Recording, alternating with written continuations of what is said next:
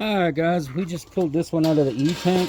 It's been in there a few days just to see if this one's going to be ready to get cleaned up. It looks like it might need to stay in there a little bit longer. We'll see though.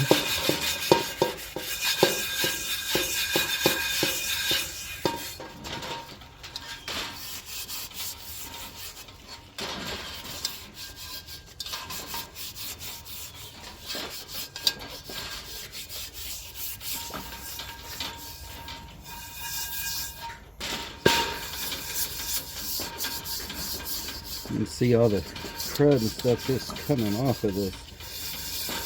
So it might be alright. You have to see. What I like so far is I don't see a lot of pitting. And it's always good on these that are really bad because you never know until you really get into it.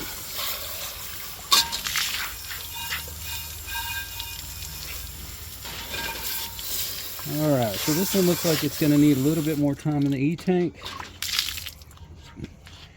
If you look at it, you still have some seasoning stuck to it.